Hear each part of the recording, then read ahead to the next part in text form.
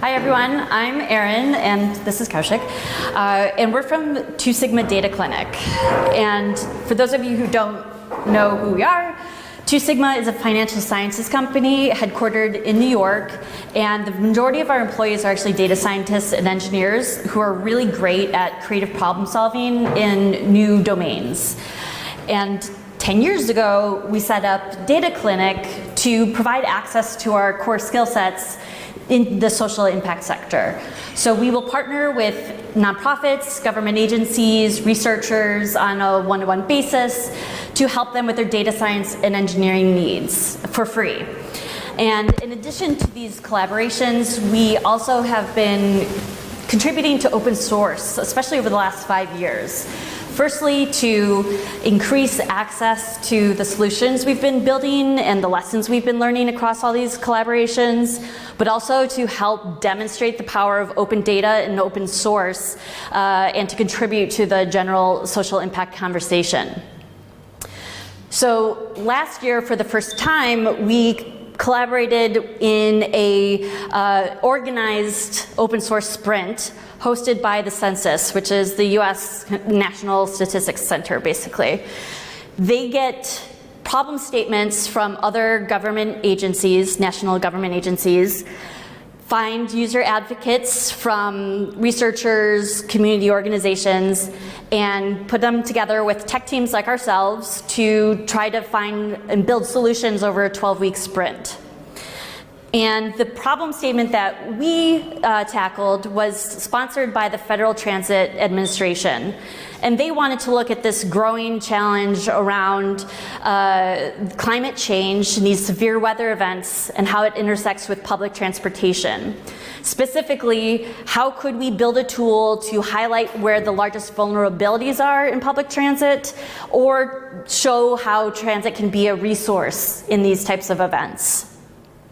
Obviously, that's a huge concept, so we needed to hone in a bit more to try to create something that was actually actionable.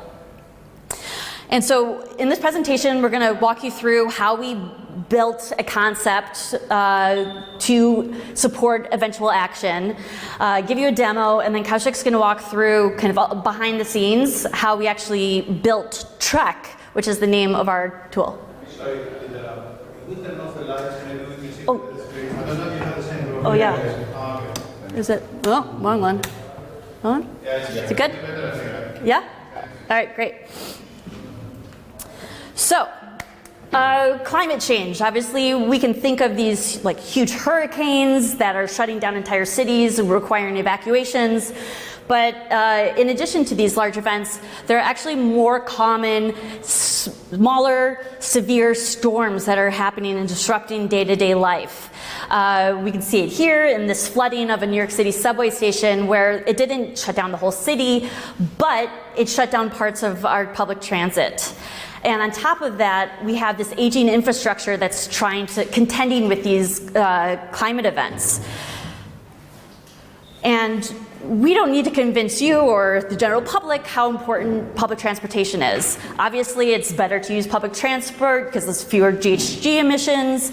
And on top of that, they serve the most vulnerable populations, right? So the people who are living in poverty, in areas with large amounts of health concerns, these are the folks who rely on public transit to get to their jobs, to get to work, it's the same thing, to get to the hospital, etc. So we want to make sure that we're serving these folks who also tend to be the essential workers. Like they're the ones that kept going to work during COVID. So we knew, again, that we want to focus on these more recurring events, make sure we're thinking about the people using the transit. Then we went and had a bunch of conversations with key stakeholders to ensure that we are getting their expertise in the conversation. So we spoke with several different transit agencies across the US. We spoke to researchers who specialize in public transportation, and we also connected with some community organizations that really understand the needs of local neighborhoods. And across these conversations, we heard 3 main themes. The first is they agreed that the kind of the large scale events, those are already taken care of with really clear evacuation plans. So let's focus on frequent disruptions. We decided to just focus on flooding first as a proof of concept because it was most commonly cited in the chats. Next, think about the users, since transportation agencies already make the majority of their decisions on the infrastructure alone. So help them make a more nuanced decision. And then when we think about that experience, it's quite complicated, right? You've got a user who's leaving from one station, needs to get to station B, but then how they get there is probably like 20 different ways they could get there. So we have a really complex problem to try to tackle here. To simplify this, we decided to think of each station as a destination. So this is a place that is important for people to get to because they need to access X, Y, or Z. And we're going to start off with thinking about jobs and hospitals as essential services that still need to be accessed in a disruption. And then lastly, we need to help people prioritize and make decisions. If we just give them two different layers, one of climate risk and one of access importance, then you're requiring your user to have to do some calculation, and it's harder for them to make a decision based off of that. So how can we kind of provide the intersection of these two concepts to help the user make a faster prioritization decision? And then finally, obviously flooding and hospitals and jobs aren't the only things that would be of concern to a city. If we only build that, then it's going to have very limited use. So we need to make sure that whatever we build is flexible and can be expanded. So in addition to flooding, we could think about heat waves or extreme cold weather. And then as a station of importance, in addition to hospitals and jobs, does it help people get to school? Does it help people get to a hub that will get them out of the city? So we wanted to think big as we were building the proof of concept. So our final theory of change was that our users, transit agency planners who make those funding decisions, and the community organizations who understand their neighborhoods, if they get some easily digestible information on climate risk and station importance, that they could then prioritize stations that need to be receive improvements to be more resilient, and the community organizations would be better suited to advocate for what their neighborhood needs. So I'm going to hand it over to Kaushik to take it from here. Thanks, Erin. I'm going to do a demo, and hopefully it will work. Already loaded this before, so shouldn't need internet anymore. But this is TREC. The URL you can't see, but it's there at the end of the presentation. So basically, what you see here, I don't know if the colors are super visible, but these are all transit stops within New York City. And for the time being, we have developed this for 7 cities in the US, New York, Chicago, San Francisco, Philadelphia, Pittsburgh, New Orleans, Hampton Roads. Fairly large cities rely on public transit at different levels, have different levels of climate risk. New Orleans is more commonly known as one of the places where hurricanes are very common and floods a lot, and they have made some significant improvements, but it's an important city in the context of climate change. And what you see here are all the points. When you see it on the web, it will be a lot clearer where each of these are colored differently. And we have this legend, which is a bivariate thing on the bottom. And basically what we are coloring each of these stops is based on 2 metrics. So firstly, on the climate risk metric, where we are currently looking at flood risk.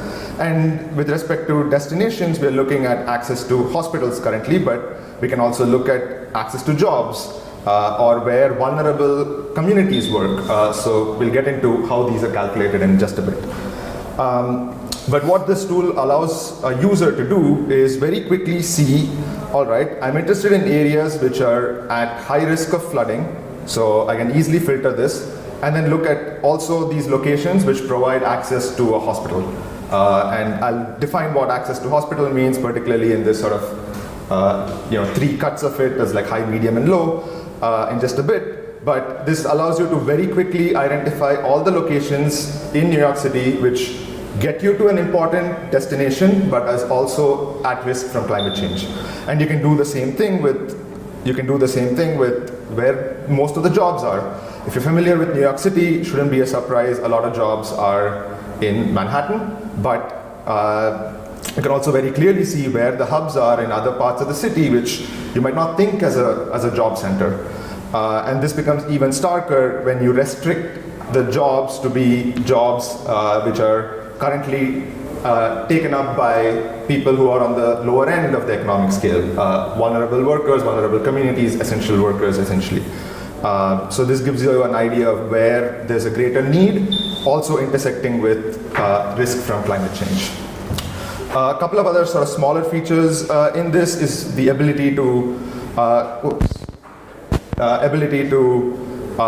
filter by a particular route. So you can zoom in, see you're interested in this particular region of New York City, so you could, P74, you can filter by just a particular route. So this gives you an idea of what the situation is along this one particular bus route. And for more information, at a station level, you can see that this is a station on Mermaid Avenue and West 20th Street, serves this route, has a very high risk of flooding, provides really good access to hospitals, and then somewhere in between when it comes to jobs and vulnerable workers. And, and you can also see sort of the summary at a route level. And these are important features, particularly when we come to making this useful for a transit agency, because a transit agency doesn't work at the unit of a particular stop. They are thinking about aggregates. So what is happening across the network? What is happening on a particular route? Like which are the routes which are potentially at greater risk? Like what are the sections of the route that we need to focus on and improve? So that's what we're hoping to sort of provide with this sort of view of a summary for the route, where you can see what the distribution of the risks and access lie along this route, and then very quickly visually being able to see that, all right, so this is B74 and this is what it looks like overall. Majority of the risk is actually in this section of the route and not in the other part of the route. So very quickly being able to determine which are the spatial regions where there needs to be infrastructure improvements to reduce the risk of flooding. In this case, we're looking at the coast, so it could be building better barriers or better drainage facilities and things like that. There are a couple of other things, such as we also have for New York City, projected sort of flooding estimates, which the city's Department of Environmental Protection puts together. This data varies by city, but where applicable, this also provides, again, you can't see this very clearly because of the color choice that we've made, but this gives you, again, context of what happens with sea level rise scenarios. So by 2050, what is the flooding in the city going to look like during a storm? Again, for context in terms of infrastructure, changes aren't built just for now and just for tomorrow, but you need to think ahead in terms of what is the need going to be a couple of decades down the line, and how are we sort of accommodating for those needs.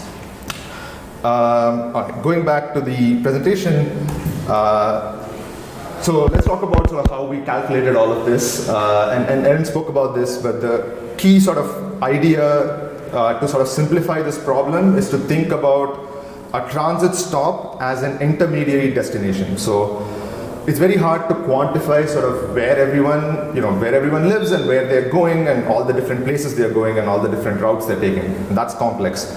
But to sort of simplify this, what we can say is, all right, to get to important destinations via public transit, they have to get off at some transit stop. So that is an intermediary destination. So we can think of the importance of a transit stop based on whether it provides quick access to these final destinations, which are, in this case, to start with, hospitals and jobs. For flood risk, we are looking at the flood risk in the vicinity of a transit stop, so like a walk shed around a transit stop and what the flood risk is. And there are some data sources for this, which we'll get to. Access to a hospital is based on walking distance from a transit stop to the nearest hospital. And then the metrics around jobs and vulnerable workers are based on the number of jobs within a 15-minute walk shed around a particular transit stop.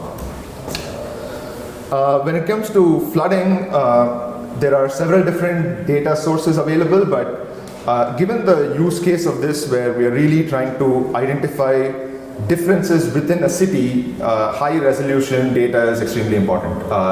We can't, look at sort of national level metrics, or where the FEMA, which is the Federal Emergency Management Administration, provides county level data, which is the one here, where for New York City you have 5 numbers in terms of coastal flooding risk, but that's not really useful because there's so much disparity even within parts of Manhattan and parts of Brooklyn and so on. The floodplains are the thing that I showed you earlier, which is very, very high resolution sort of shapes of which streets are more susceptible to flooding from storms. It's great, but this is very city specific. This is available for New York City, but from our search, it's not so common in most other cities. So we ended up using this metric called flood factor by a nonprofit called First Street Foundation, and they do not just flooding related research, but other climate events as well, where they publish national level data at the unit of census tracts, which are fairly small. Think of them as areas which cover about 8,000 people, 10,000 people. So they're fairly high resolution. For New York City, the number of census tracts is around 3,000. So you're able to get fairly high resolution information. And they cover sort of risk from flooding through various different sources. So from tides or rain or storm surges and so on. We spoke about this briefly, but yeah, basically for proximity to a health center or a hospital, we don't just look at straight line, we look at the street network from OpenStreetMaps and calculate the sort of 15-minute walk shed with some assumptions on walking speed, fairly sort of standard stuff. Especially in the US, and this is a fairly US focused project so far, given our work with the Department of Transportation. US streets and street network varies a lot across cities, and US is not known to be the most walkable place, except maybe New York City. So it's really important that we don't make assumptions about straight line distance and actually account for the street network. For the jobs metric within a walk shed, there's a really interesting data set that the Census Bureau provides called the Origin Destination Employment Statistics, which basically tells us a spatial unit where people live and where they work. And we can basically merge these geographies with the walk shed and calculate the number of people working around a transit stop. Which basically gives us a count of how many jobs there are around a transit location.